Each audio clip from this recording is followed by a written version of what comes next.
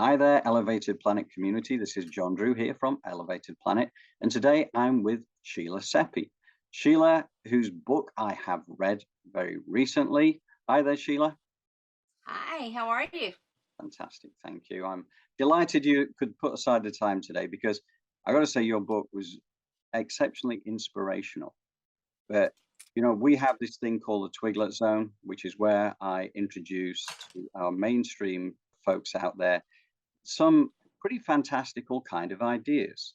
And the premise on which your book is based, which is called Walk-ins, the Cosmology of the Soul, I think to hear it from you, it adds an awful lot of validity to it. Because I've been talking about this kind of thing for a long time. I was a big fan of Dolores Cannon and all her work. And so I was familiar with the concept already, but I had never met anybody that actually has gone through that specific experience. Well, and before we start, let me say if this had not happened to me, I would not believe it possible Right. because I grew up in a very fundamentalist Christian family in the South. And we had very, very set, very firm belief systems.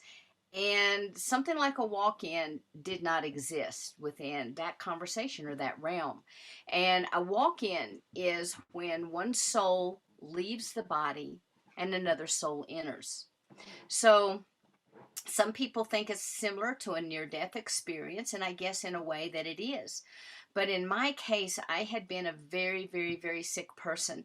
And I had, over the course of years, been diagnosed with bone cancer, brain tumors, fibromyalgia, chronic fatigue. I had erythema nodosum and sarcoidosis, and I walked with a cane. And, you know, I couldn't play with my children. My youngest was 3, and so I would lay on the couch every day and he would play. I was starting to develop RA, and if it hadn't been for Celebrex, I would not have been able to open and close my hands. So needless to say, my health was in the toilet. And so I went to bed this way. And the very next morning, it felt like someone reached down, grabbed me by the hair of my head, pulled me bolt right up in bed, and it was like lightning was running through my body. And then I was in white space. And I don't know how long I was in white space, but I was very comfortable. I was out of pain. I really don't think I was thinking about it at the time, but it was one of those places you just don't want to leave. Mm. I didn't see any scenery. I didn't see any people. It was just pure white space, but it was, you know, it was one of those experiences that you really just can't explain with words. It was full of unconditional love and compassion. And, it was just the ideal place to be. But then all of a sudden, my peripheral vision started coming back in, and then my frontal vision. And as I sat there, I'm looking around the room. It's like, what the heck am I doing sitting up in bed? But Mm. as I looked around the room, everything was the same and everything was different, except now my body was completely healed, which I discovered at my next doctor's visit, and to which they had absolutely no explanation, just like, oh my gosh, this is a miracle, yay. And I'm just Yeah. like, woohoo. And so I felt better. I had energy, I had clarity. If you hear that little noise in the background, this is my little Havanese Willow, who's with me all the time. He thinks he has to be at every interview. Sorry about that. That's all But right. We don't mind. anyway, I had clairvoyance and clairaudience and clairsentient, and I remembered what we would call past lives. I remembered how the universe was structured, and I remembered healing modalities that I'd never studied. And for somebody that had never read a metaphysical book in their life, this came as quite a shock to me, because all of a sudden I'm hearing voices and I'm seeing people and I'm having all of this visceral response when I'm around people and knowing things about them that quite honestly I didn't want to know. And all of this information was flooding through me, and I didn't have any explanation. I thought I was going crazy. I thought I had had a psychotic mental break, and that I learned very quickly that I couldn't talk about what happened to me. Within 3 months, I had left the marriage that I was in because it was already dysfunctional. I was dysfunctional. The marriage was dysfunctional. Everything was dysfunctional.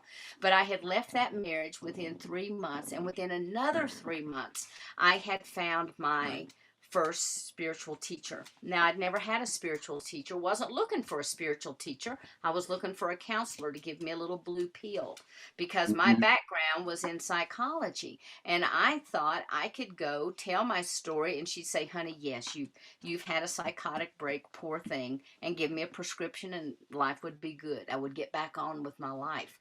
But instead, that's not what happened. And she began to explain to me about walk ins. And she was also of Hopi lineage.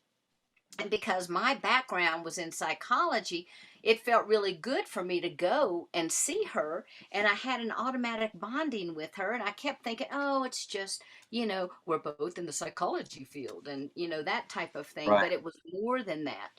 Everything she was telling me resonated true for me.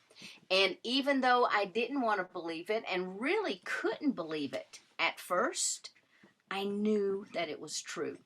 Yeah. And so, over a period of months, I worked with her, and she invited me to attend what's called circles. And this was women's gatherings that got together, and she shared with us the teachings of the Hopi people. Mm. And she was of Hopi lineage.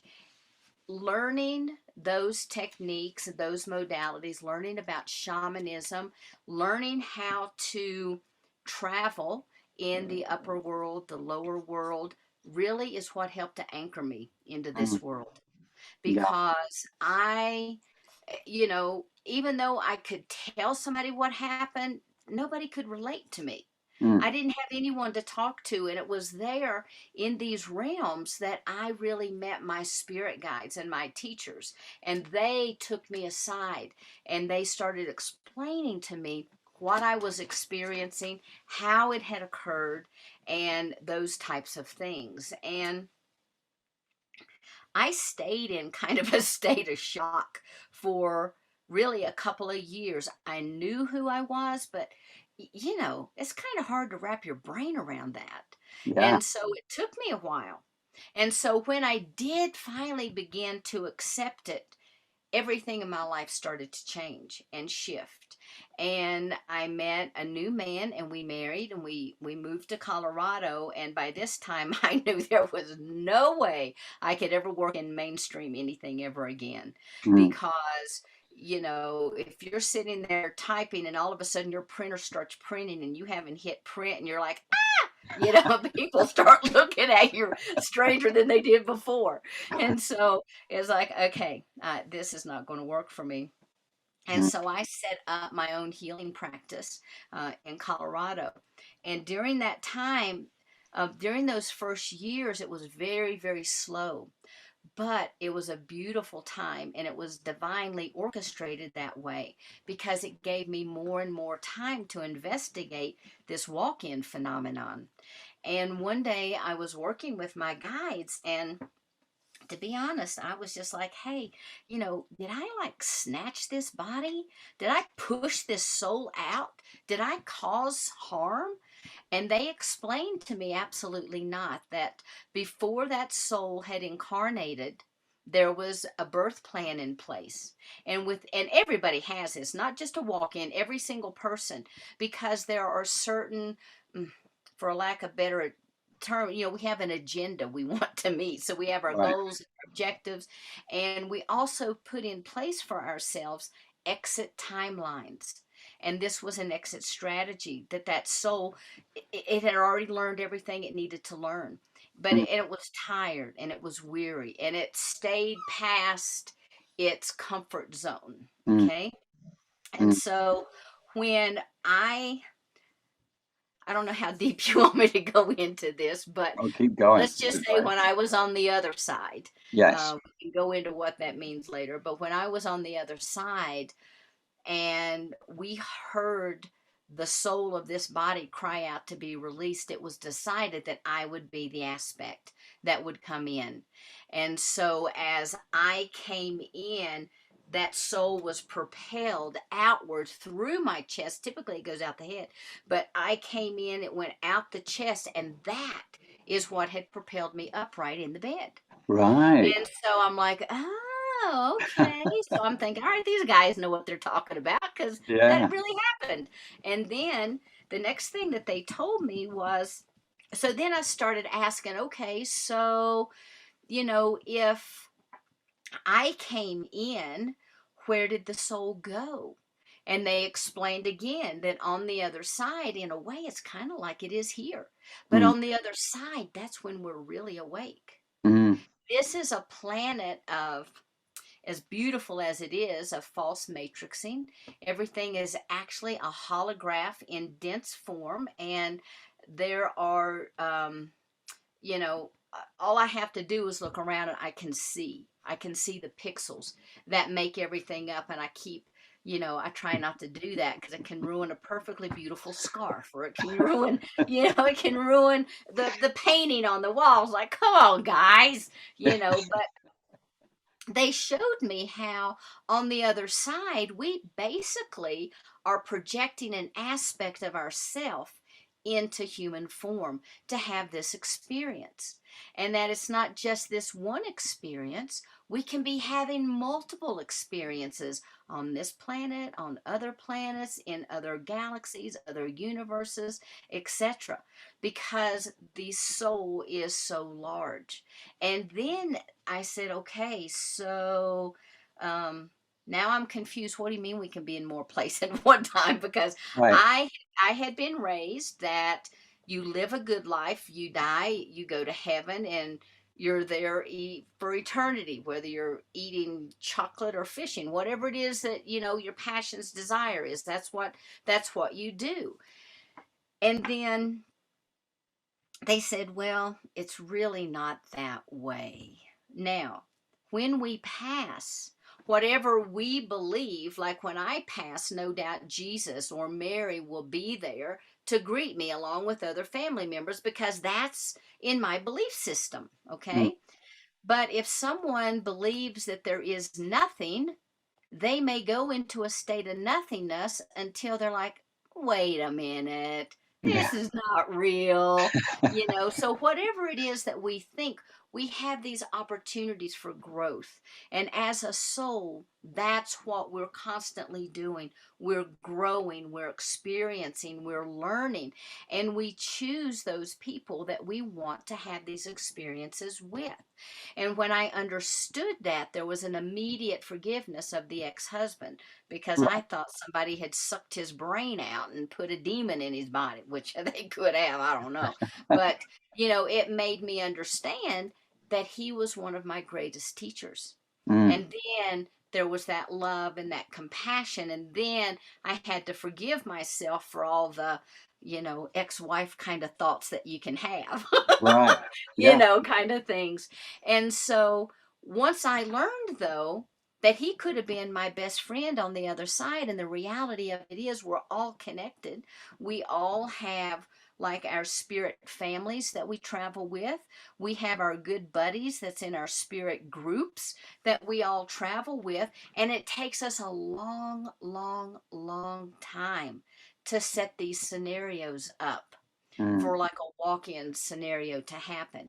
mm, Now, this particular body had other souls lined up that at certain times they could come in.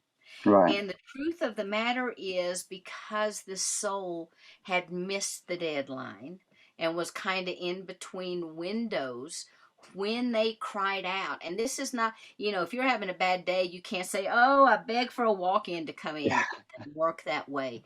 This is on your soul resonance, not your mind. This is the soul vibration that went up. And I, at the time, was in a collective of beings in our multidimensional selves, and we were working on the earth's crystalline grid. And so when this vibration went up, we were right here, and it made it easy for me to come in. Now, one of the things being, again, I don't know if the listeners are going to start turning it off saying, okay, that lady's certified, Yeah. but here we Oh, go. keep Here going. we go. So the previous soul to this body had been an Arcturian soul.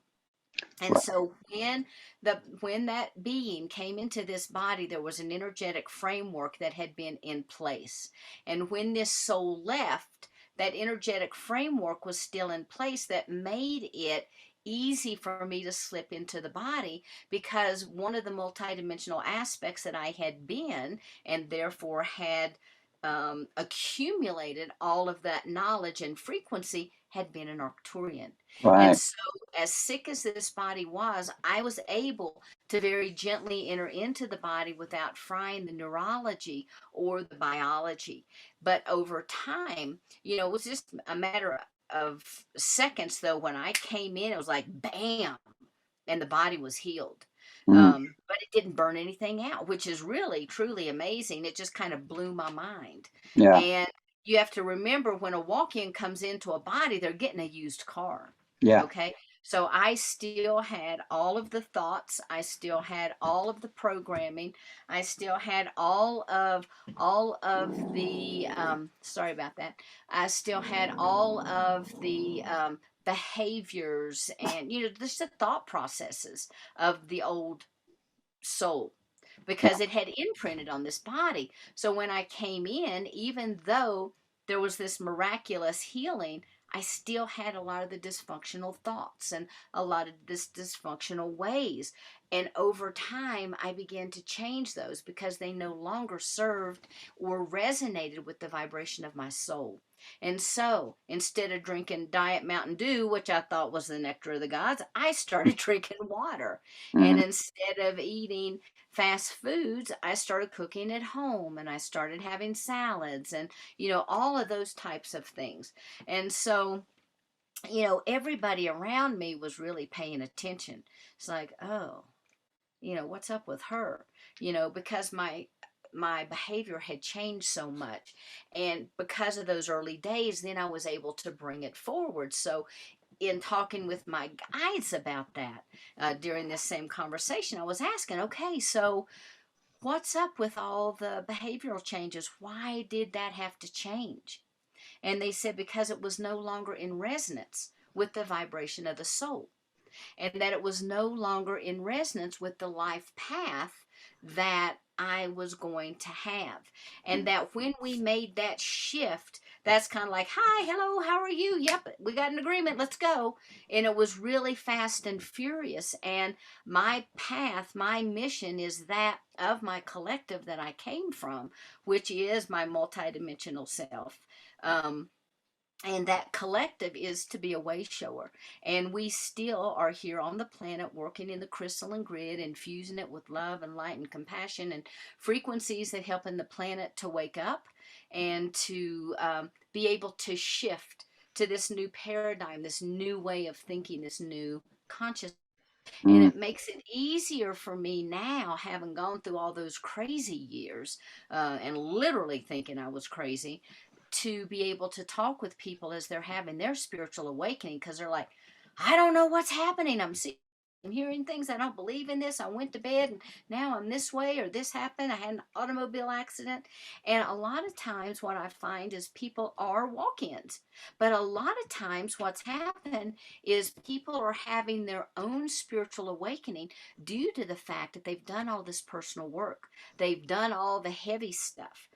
I kind of got a, get out of jail free card with that one, because when I came in, I only had to clear the baggage that was imprinted into Hmm. this body, and I hadn't accumulated. So now I just have my own 23 years worth of accumulated stuff, Hmm. that I have to work through, which makes it a whole lot easier. But all of us have to go through these processes, whether we're a walk in or not. If we're going to shift the way that we think about things, if we want to move into a higher vibration, we have to let go of all that stuff that no longer serves us. And the reality of it is, one of the things that I saw from the other side is there's no shame or blame here. There Right. just is. And on the other side, everything is just an experience. So it doesn't matter if I choose to be a spiritual teacher or if I choose Well, in my case, it actually does. But most of the time with people, it doesn't matter the experience that they choose because they will be fulfilling their mission because they are already here. And sometimes that mission is to experience the bad just as much as it is to experience the good.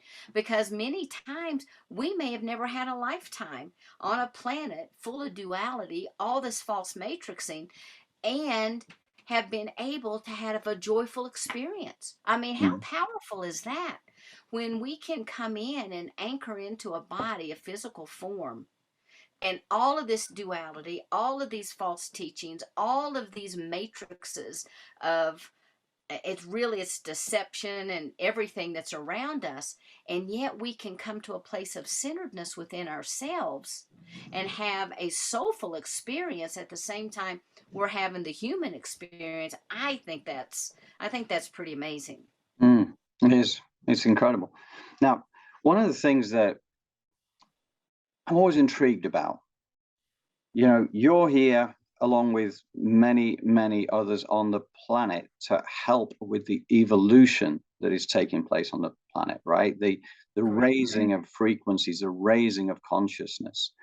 How how do you I mean, one of the things that always intrigues me is who knows what this is going to look like, right?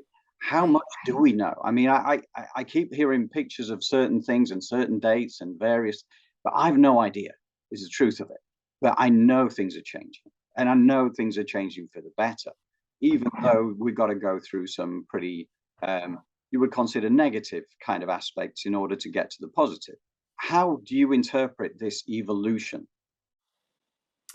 Well, there's a couple different things I'd like to address. The first thing is, you know, I still have a practice, and people come to me all the time, and they're literally almost clinically depressed because of everything that's happening around them. And I try to always let people know the reason things appear to be so bad is because there's more light on the planet. And the more light that we have, the more darkness we're going to see. Because these are not new things. These are not new things. This planet has always been this way. It's just now that people are waking up and they're like, you know what? I don't accept that anymore. This kind of whatever influence is no longer good for me. It's no longer good for my family. We want good food. We want clean air. We want this, we want that. No longer are we going to back a war that we don't support. No longer are we this, no longer. And so people are really coming into a place of their own Mm, because of what's happening around. And with the pandemic, I know a lot of people were able to have time that they were able to drop in for the first time, maybe in their life. right, it's very They true. had the spaciousness to reconnect with their family and reevaluate what's really important to me. Mm, You know, yeah. where do I want to be? How do I want to evolve as a soul? Now, one of the things, as I said, I came from a multidimensional collective, meaning that at the point where I was, I had already gathered all my multidimensional aspects and I had merged with other beings who had done the exact same thing. We had done our work, we were ready to merge and move to a different density because we have dimensions, we have densities, etc. So we had moved into, I think we were, I think it's seventh density because we didn't have bodies. So in sixth density, you still have a form. Seventh density, you don't have a body. Well, this planet is a rock. This Mm, planet has growth on it. But the consciousness of this planet comes from a ninth density being named Gaia. mhm, Gaia chose to put her consciousness into this planet to have the experiences that she's having.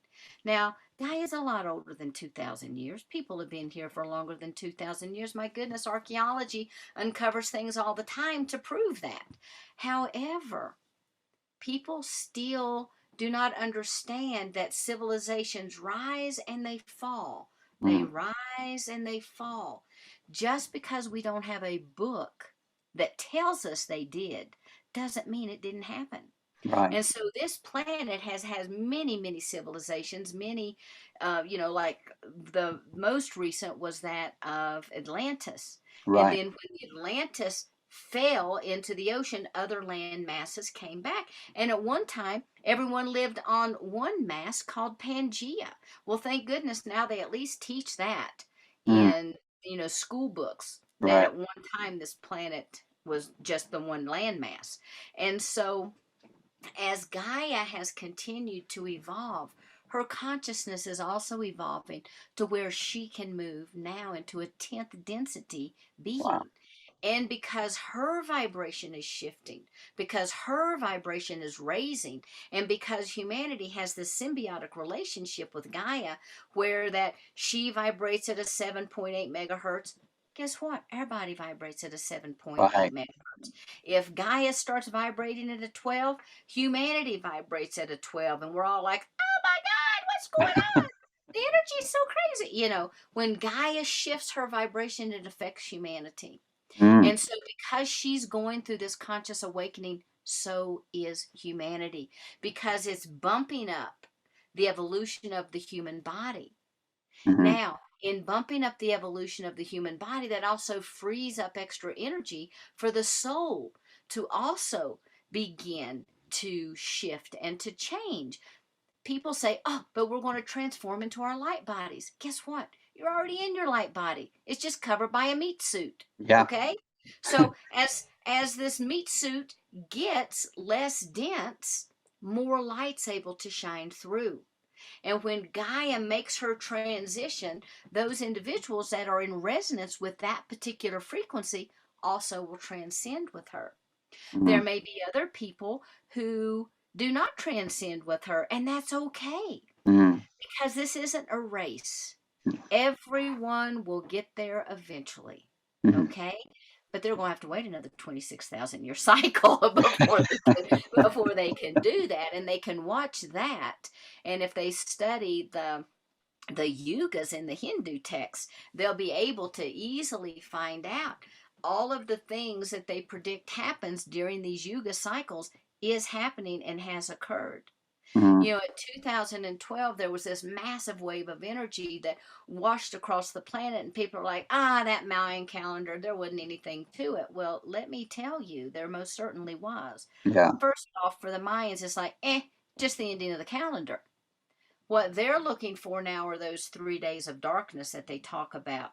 But for humanity, what happened during that time, 100% of all of the beings on this planet shifted from a 3D consciousness into 4D consciousness. However, most people were not prepared for that, and therefore they still stuck into their 3D ways. And so you can look at this being 4D, and it's been this the entire time over the last several 20 years almost. Well, 20 years now, yes.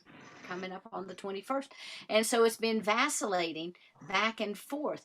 People are able to attain higher thought processes of 5D, 6D, and then something happens and right back down the slide they go. And Mm. they're right back into the 3D, and they start working their way up. But what's happening is now more and more people are awakening. And so as people move into the higher 4D, and even into that lower 5D, they're able to lock into place, because Mm. the vibration of the planet and the vibration of humanity is supporting that shift. Mm. And so that's kind of where we are right now. There are people that like a good friend of mine is a very unique form of an Arcturian that's here actually in the Arcturian form, and she has to have her meat suit redone periodically because it breaks down so much. She did not even enter into puberty till she was like 18 years old. Mm. And there's all kinds of abnormalities with her body, but that's because it's not human. But Right. anyway, the Arcturians are saying that there's a huge mass, just like what happened in 2012. There's these new photonic energies that are going to wash across the planet at the end of September, October, and then again at the end of the year. And that's exciting because now we're going to have two of them at once. So who knows what's going to happen? And then there's other timelines that go along with, we all have chakras that are located within the physical energy suit, and so the earth has chakras as well, and Mhm. those there are seals on top of the chakras of the body as well as on the earth, and all of the seals, all of the chakra seals have opened up, and the energy that was coming in, I think the last one was in the painted desert, the energy coming in was eighth and ninth dimensional frequencies, just feeding the planet, just ushering in this time. And then it gets in the crystalline core and it's like, whoosh, and it just goes throughout the whole planet as well as the crystalline grid of the earth. So it just travels. But that has recently shut down. And so now we're looking at all of these other chakra seals are beginning to shut down because the time of the individual flooding of the body for these dimensions are starting to come to an end. And it's predicted that in 2042 to 2047, the last seal will close. And isn't it interesting that they talk about seals, and even in the Bible and Revelations, they talk about the seals being reopened, and anyway, so but now they're on the process of closing down. And so when that happens, no longer are we going to be fed the energy to support this transition. And I think that's because we will have transcended. I hope. Who knows what it really means? Yeah. I'm not a fortune teller, thank Mhm. goodness. I know. But I know. you know, I get enough information as it is. I know. Right, so it is amazing. It's fascinating because I know like the Schumann resonance, which is that 7.8, has been Yes, oscillating a lot recently and increasing, and people can't understand why. After all these yes, decades upon decades, as long as they've known it's existed, it's always been at the exact level, right? And right. it's been changing. It's been going on a much bigger range. So Right. there you go. There's proof of what. Oh, there is so much proof, and there's also proof that we have a human soul Oh, because now quantum science has been able to measure the plasma field within the body. wow. Okay.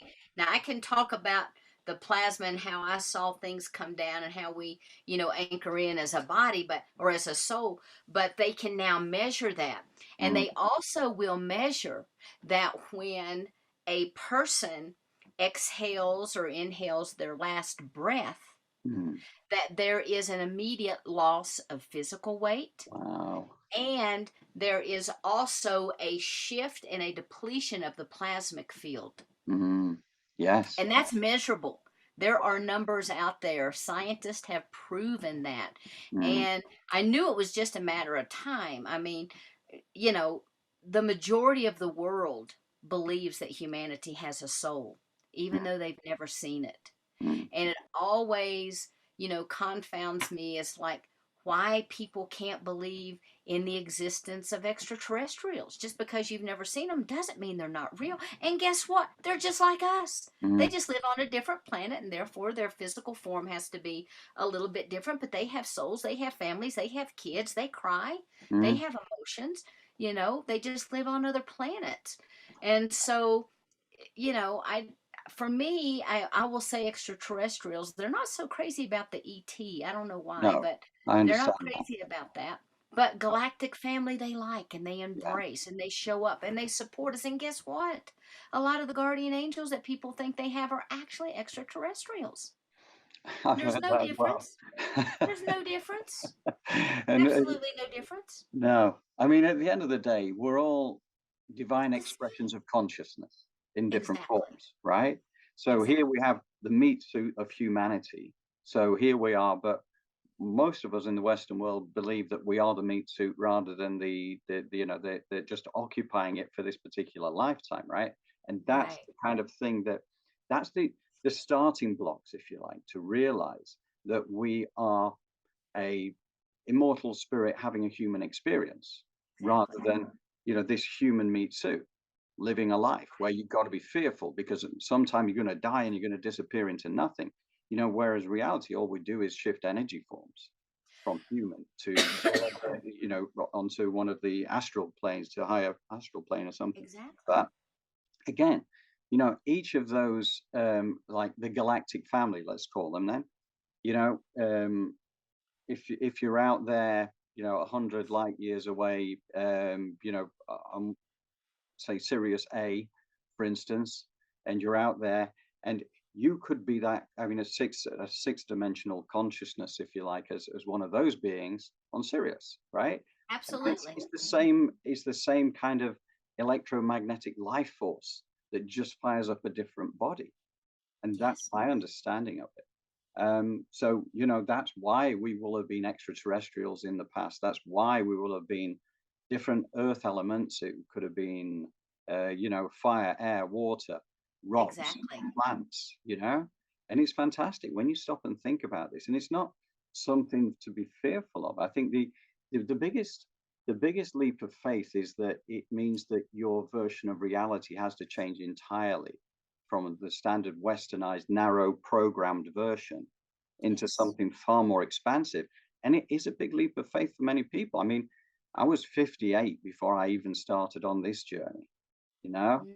And so I associate very strongly with the mainstream because that's where I've lived the vast majority of my life. So I totally respect people's struggle to get Yes. over these concepts because it's a massive shift. And I had my epiphany when I went for my first reading, and I realized the afterlife was real, and I was left with no place to go but to realize it was. And then the question was, okay, well, if I was wrong about that, how wrong was I? And that began this journey to discover the fact I was massively wrong, and actually, it's way better Yes. than I'd ever, could have even dreamed. And it just gives you a completely different outlook on life. You know, your fear drops away, and you can kind of love life, and you can love the people around you, and you can. That's the beauty of it, you know. I know when there was recent talk about nuclear war and they're like, oh, I'm like, but what's the downside? I mean, other than really messing up Gaia, what's the downside? We all get to Yeah. take a trip at the same time. I mean, come on. You know, it's to me because I guess I'd been there and done that. There is my memory of even because there was still this attachment, the soul had not firmly disengaged as it was going out of the body, and I hadn't firmly engaged. So that momentary period where I was still engaged with both souls Mm, was phenomenal because the one soul that was leaving, it was almost like shaking off, like, oh my God, what was I thinking?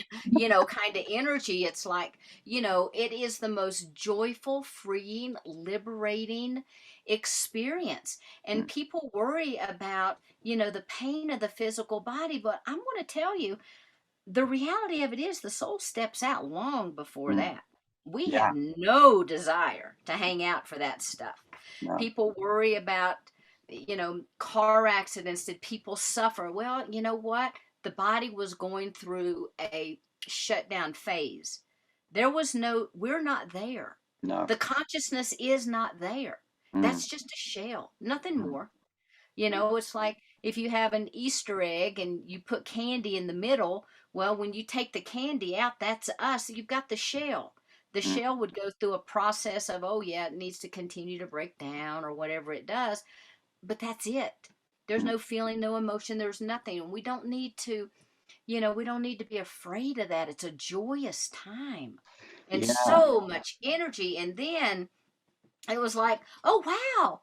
Literally some people are just like the adrenaline junkies here on earth. It's like, okay, I want to go back. That was so fun. And I want to go back. So they run to get back in the line, kind of thing. But the truth of the matter is this is a very unique experience. that we get to have. Now, when you look at the extraterrestrial races, they know that they're souls, and they know that whatever their body is literally their car to get them around. And like I said earlier with the analogy of the used car, you know, I had to come in and get a new paint job and switch out the interior and put new, you know, wiring in and that kind of thing. But with extraterrestrials, they don't do that. They just simply decide they're going to switch forms, and they do. Mhm. And Yeah. that's the way it is on the other side. But here we have this opportunity to come to learn, to experience. This is kind of like, you know, adrenaline junkie school for those on a fast track. Yeah. I So know. everybody out there listening, give yourself a pat on the back. You've made it this Right. far. Yeah. And this is one of the things that I've you know, again, you hear this through Dolores's work over the years as well, was about the fact that Earth School is one of the most challenging places to go Oh, anywhere, right? it And is. because it's the forgetting. Okay, you know, the fact is, as you say, if you've got all your past memories of the millions of years you've been around doing different things, then that's one thing because you can accept the bigger reality. But here, you know, we that part of the deal is that we forget everything that we knew, right? Yeah. And therefore we are subject to this very specific programming that we then get bombarded with to tell us actually we're only this big, you know, stay in this box, be afraid, be fearful, you know, whether it's division energy or, you know, fear of illness and all the rest of it. And all we're doing is we things that we're focused upon. So, you know, why not focus on the stuff that makes you happy? Right. Absolutely. Yeah. Absolutely. And you know, when I was working with my guides and kind of having that question answer sort of session, um, they gave me so much information, and it fed in with the information that I came in with that I still didn't have a language for.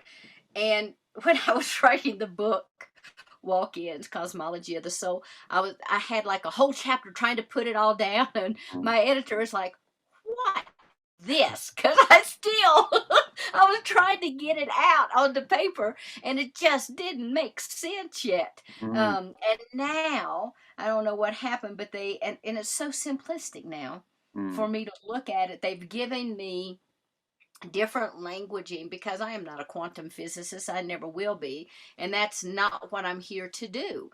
You know, mm, I'm here to kind of translate the things that I see to help people understand mm, what's going on out there. And when Source decided that it wanted to experience itself, okay, there was, you know, this sound that began to come out, and that's the Om. A lot of people call it the first word. There's a lot of indigenous mm, societies that all of their creation stories go back to the first sound.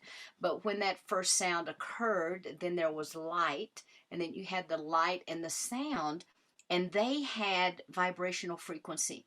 So then you had frequencies, mm, and they began to move in a certain pattern, and then you had the vibrations, and then they began to oscillate off and on, you know, with their frequencies, and they began to get closer to closer, and they began to form this fabric, which I consider the plasma of all things, which mm, is actually the void, which is actually the etheric body of Source. mm, Okay, simple, right? Okay, and as it starts to go out within that, then you know there's kind of like layers, and you know, go from one layer, you go out to the next, and all it is vibration and the way that things go together. But then there's what's called these templates, and these templates are literally for everything. Every thought that Source God has is in a template mm, to be experienced or expressed.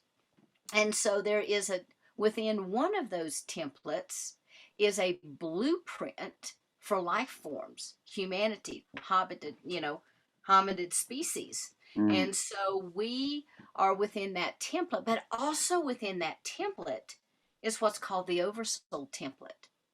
And as that oversoul template begins to expand out, you have what's called a master template, of the oversouls. And that's kind of like the big boss. It's like, oh, we got to change this next time around. Let's do a little morphic resonance over here.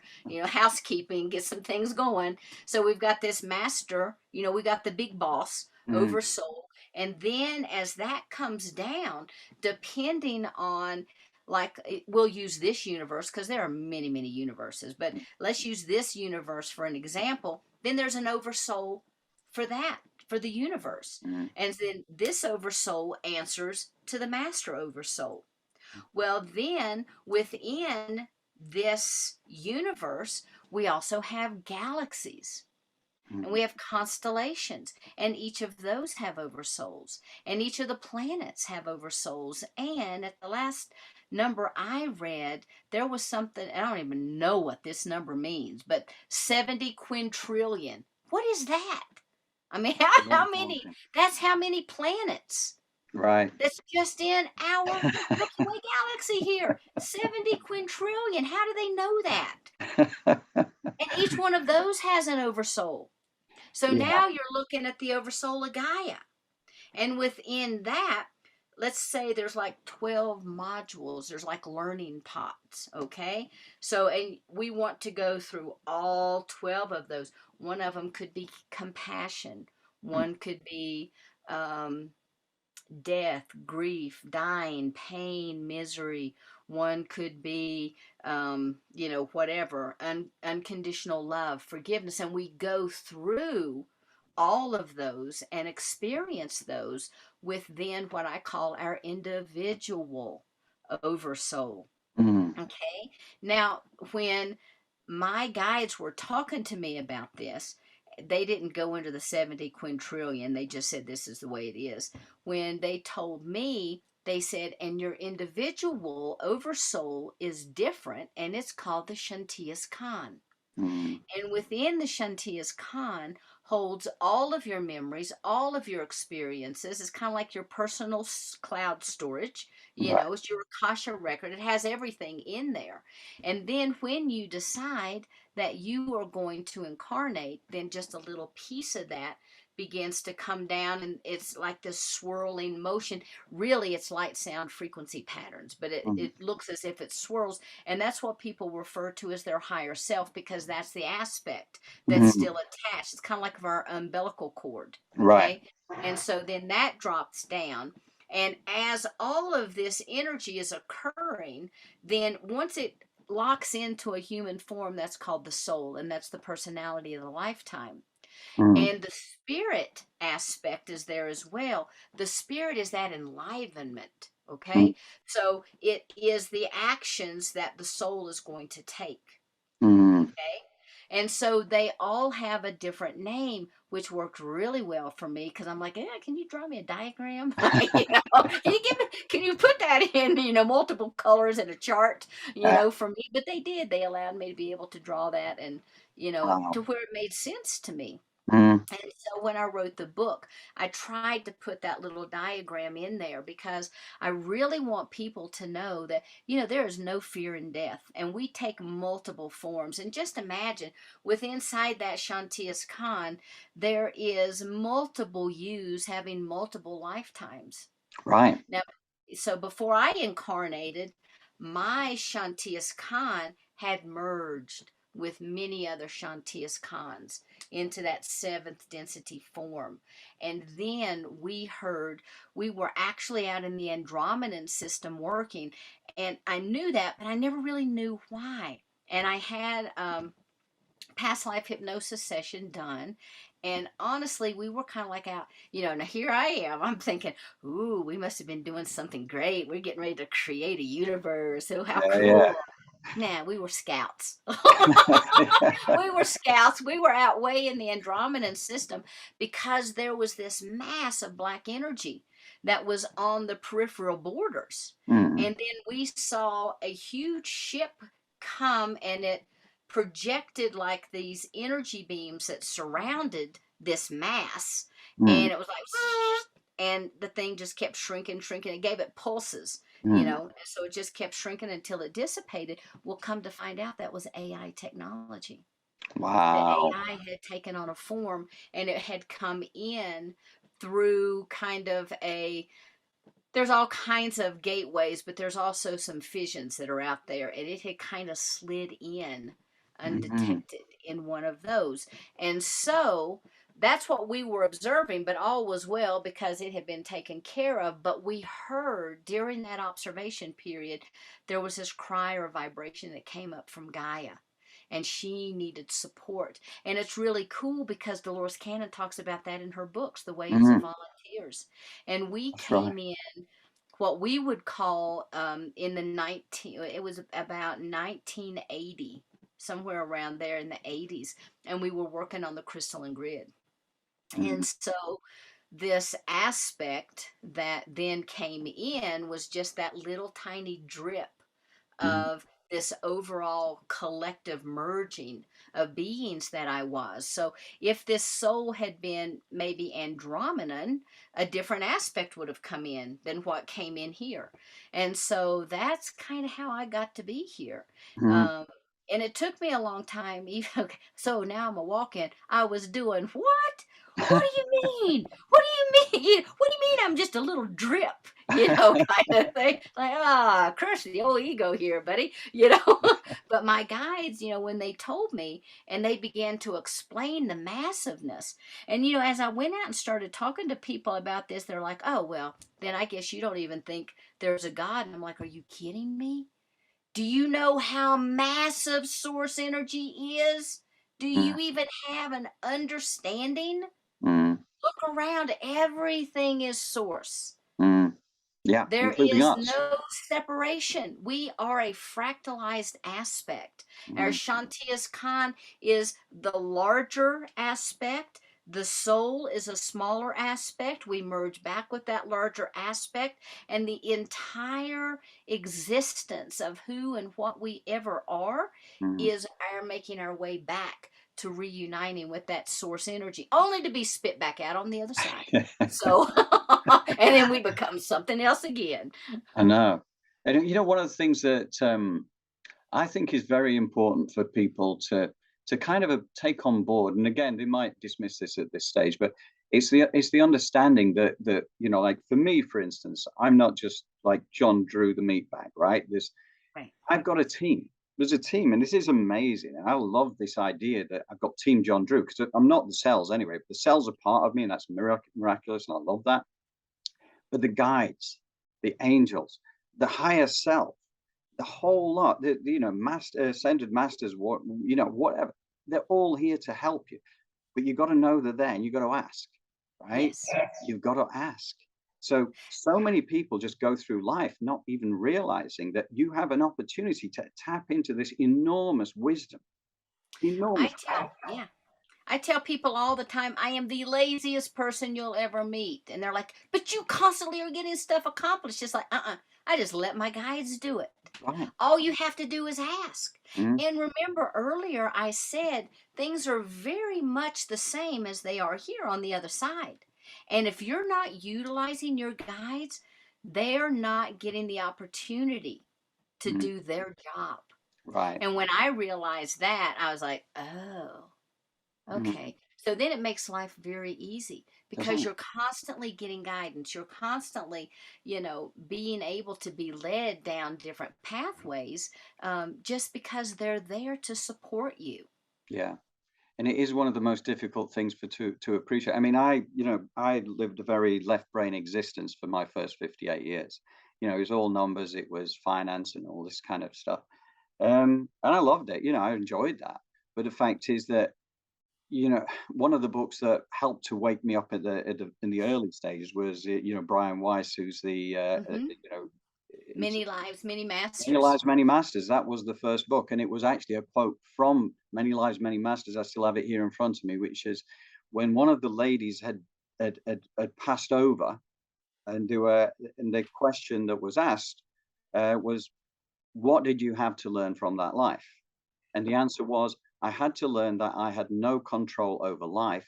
I must have faith in the masters. They will guide me throughout."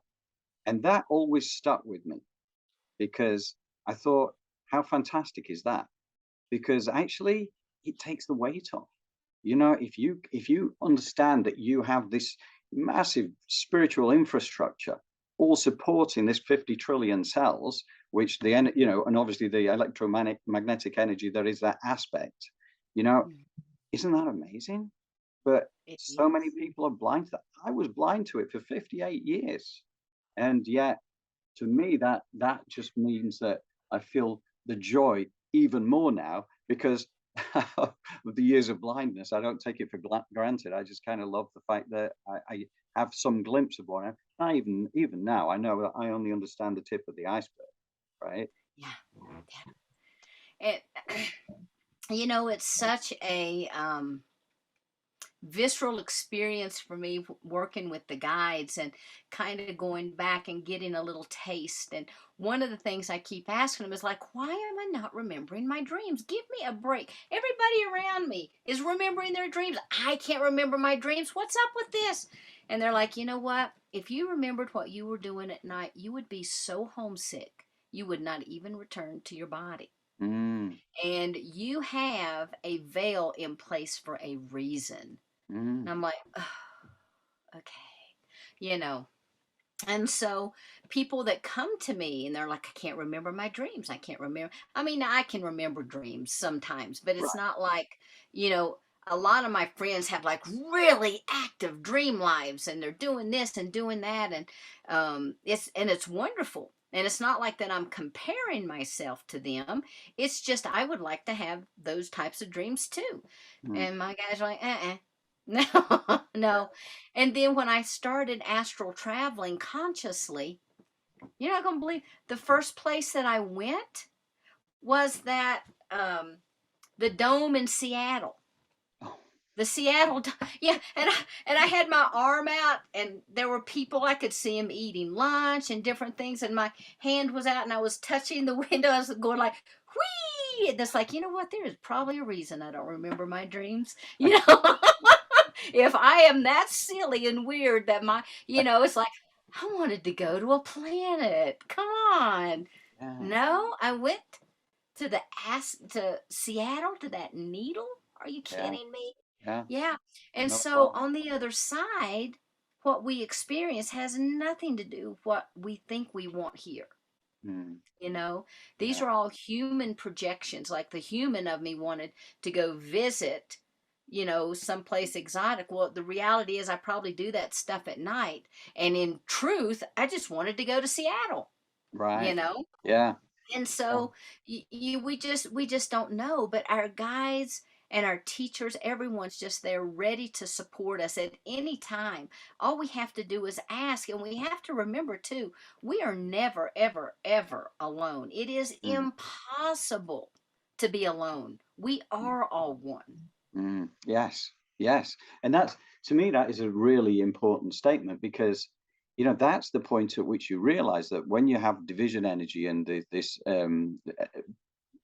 politicians and the likes trying to convince you that we should be afraid of certain countries, or, let's say, for instance, they decide to start talking a little bit more about extraterrestrials, but talk about it from a threat perspective as opposed to the fact that they're our galactic family, and starting to say, actually, we don't understand this. And by the way, we think they're a threat to national security.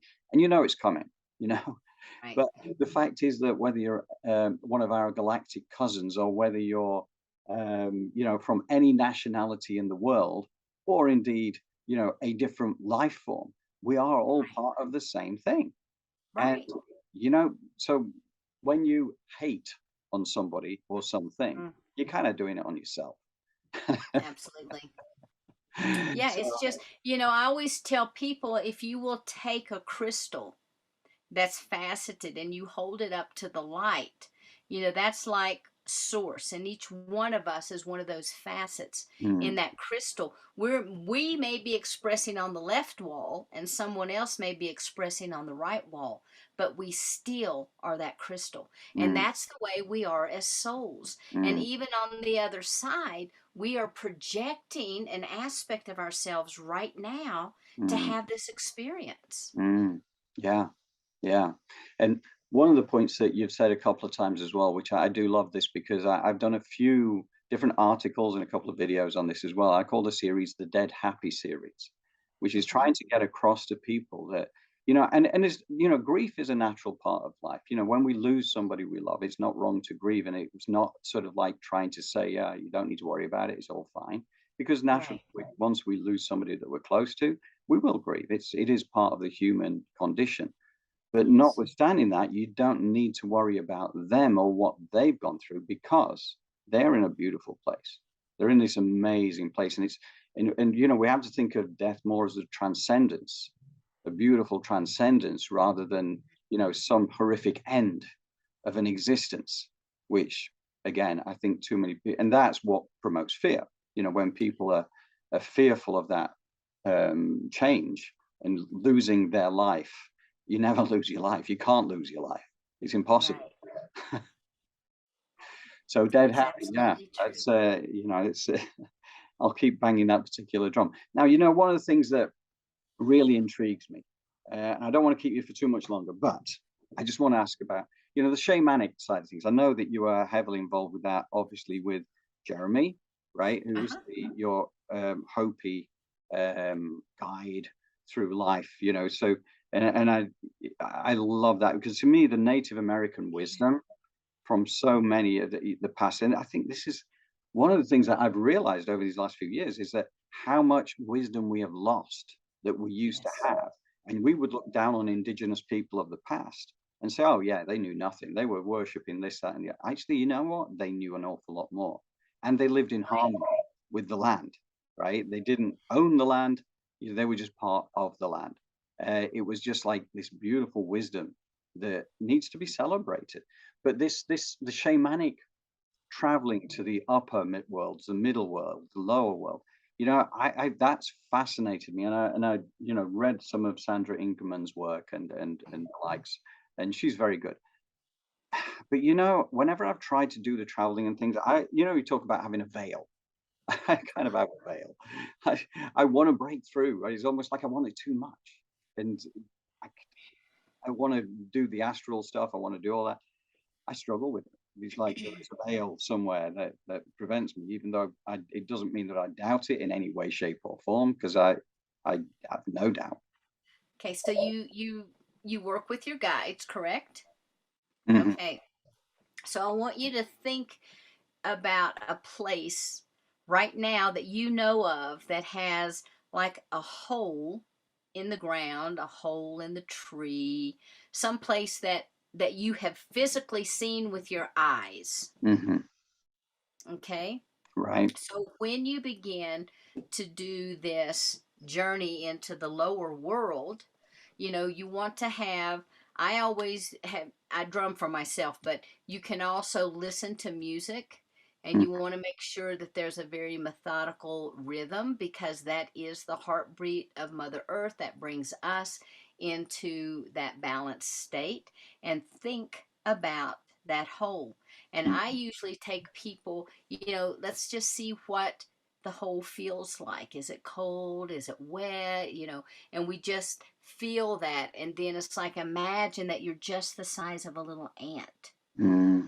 Now you're marching into that hole, but that ant is you. What does it look like now? And then look around, and your guides are there with you, right? Yep, my guides are there. Great. Let's go in the hole just a little deeper and a little deeper and a little deeper. And then up ahead, there's a light. So let's kind of go up to that light and just kind of peek out and see. Don't step out into it, just peek out and Mm-hmm. see what that is, because you want to be safe. You don't want to be stepped on by an elephant because you're just this little bitty ant.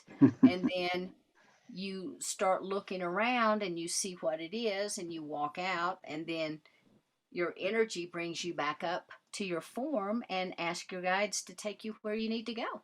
Hmm. I'm gonna And try it. the lower world is very, very akin to this world, except if you step out on, let's say you're walking on the grass, you might hear, excuse me, you're walking on me. There's a path over there. So things can be very animated.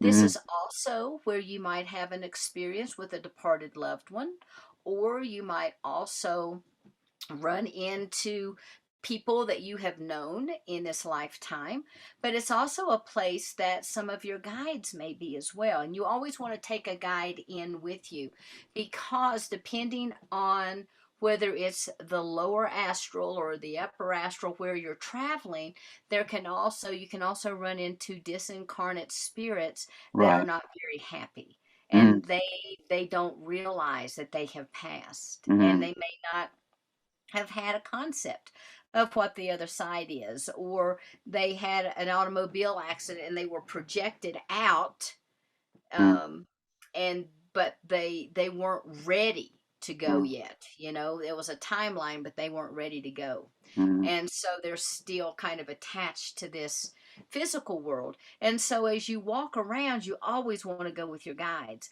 but mm, there are so many beautiful things that you can see and experience, and cities. Now when you go into the upper world, that's very, very etheric, and most of the time people will say, oh, I ran into Jesus. Nah, Jesus incarnated, sorry, you're not in the upper world. What happens is the lower worlds, you can go deep enough into the lower world that you actually start to come up in the lower aspects of the upper world, mm, because everything is a cycle, everything is a circle. And so you can travel deep enough in that you start to come out. So if you run into Jesus, 9 times out of 10, you're still in the lower world. The lower world is not hell or Hades or mm, anything remotely associated to that. That's just the way that the indigenous people differentiated these time space locations. And mm, so if you're in the upper world, you're going to run into beings that have never incarnated. You're going to run in maybe to your spiritual teachers. You may even run into an aspect of you that has never incarnated. It's very etheric, very crystalline, very beautiful. The colors, they're, the closest thing we have are like pastel, high vibrating pastel colors. I mean, it's just gorgeous. mm, Um, and there's so much you can learn, so much. But the biggest thing is we have to learn how to get out of our headspace, mm, because we want to project ourselves there. Let's just, because that's natural. Remember, mm, we're already projecting ourselves into this body. So if we want to go to another realm, we want to project ourselves, but we just have to release that and let it go, and just drop in, like I said, like an ant. You could go into a cave, you could, however, whatever that entrance is into this planet, mm, because Gaia will then make sure that you get through and to the other side. mm. Excellent. Wow. Wow. So one final question for you, Sheila. It's the Aborigines regarded this as dream time. When they were living within their, Australia back in the day, as for them, uh, this life was dream time, and outside of that was reality. Do you think that's? Would you see things that way? 110% yes, it is. Because remember, I started earlier, just like sometimes when you have an old television and you can see the pixels in the Mm, television, that's what I see out here. Everything is a pixelization. And it is a beautiful holographic projection. However, none of this is real. yeah. If we could unleash our minds, we could stick our hand right through this table. Right. I could. I went through a phase a couple of months ago, and I would just put my hand up to the wall because I know I can walk through that wall. I know I can walk through that because I've been walking through walls, I guess, in dream time. I don't know Right. why, but Right. and my friend's like, Sheila, Yeah. you can't walk through the wall. I'm like, yes, I can. I know. I just need to raise my vibration. I'm just not Right. doing it right. Yeah. But yeah, everything around us is it's just a holographic projection. But we chose to be in Yes. this 3D density. Yes. Now, when we're in first density, we're gas, we're bacteria, we're, Mm, those types of things. Second density, we get into the animals and the plants and the trees. Well, we're in third density, we're humanity. We mhm, have time, space. We can pick this bottle up and it has form, it has shape. When you move into 4D, I can walk through that wall. uh, there you go. We might still be able to see it, but I can walk through that wall because we're partially human, partially etheric. And the Right. reason for that being is we are closer and closer to our true state, which Mm, is on the other side. And we mm, can do all of that stuff there. All mm, of it we can mm, do. But here we're asleep, really, mm, truly. This is, we're just playing, we're pretending. It's like, what's it like? What's mm, it like for, oh, I think I'm going to be a walk-in. Yeah, nah, I don't want to be born. Hey, let's just go in at this age. Yep, and that'll help you get this job done. Okay, yeah, let's do that. mm, Things are very simplistic on the other side. They mm, really are. There's none of the judgments or the betrayals or the belittlements. There's none of that. And mm. it is on your very best day here, amplify that to that 70 quadrillion billion or whatever that number Right. was, Yeah. you know, just amplify that. Mm, mm. Yeah. This is Incredible. definitely a dream time. Yes. And I love it because he just, Me too. as I say, it takes the pressure away. This is just an experience. You might as well Yeah. enjoy it. We have a choice, you know? Yes. We can celebrate life. We don't have to fear it. That's Right. part of the joy. And that's what we're trying to do with Elevated Planet is just sort of like bringing that sense of celebration back into life again so that we can all join the journey together as a community and then we get community consciousness and then that gives you a multiple effect in Beautiful. terms of the joy of it all. And that's it. That's the plan. But Sheila, Love it. I've got to say a massive thank you to you. This has been mind blowing. You know, it follows so much of the stuff that I've talked about in the past, but it's so, you know all the stuff I could talk around the periphery of it, and yet you can give us absolute detail on this, and I'm just so grateful. And you know, Thanks for having me. And, I do want people to know that if this hadn't happened to me, I wouldn't have believed it. And so if people are out there and are kind of like, yeah, I think she's just blowing some hot air, well, just know I can only share my experience. I was just saying, it's just my experience, and everything my guides have shown me is the way to help me as the Sheila brain in this body to be able to understand and to grasp those things that I saw and experienced and still experience and know to be true. mm, I know everything I said. I know that I know that I know that I know and have experienced beyond a shadow of a doubt. And I hope people find something that I say to be uplifting to them or that it helps them along their journey, because truly we are all just one. We are having this human experience together, and we've all agreed here to be here at this particular point in time in the history of not just humanity, but also with Gaia mm, herself. right, right, fantastic, yeah. So I would recommend to anybody who has a degree of curiosity around this to purchase Walk-ins, The Cosmology of the Soul. It's a piece of genius, and Oh, that's kind of like I've read a lot of good stuff in recent times, and including Dolores and some of Miguel's work and all the rest of it. But this was really adding a new layer of understanding for me. So Sheila, and it's been such an eye-opening experience having this conversation today as well. thank you. Thank you, thank you, and thank you also to our Elevated Planet community for joining us in this video. And Sheila, I hope we can touch base again at some time in the not too distant future, and you can bless us again with some more of your wisdom. Sounds fun. Love to do it. Thank you.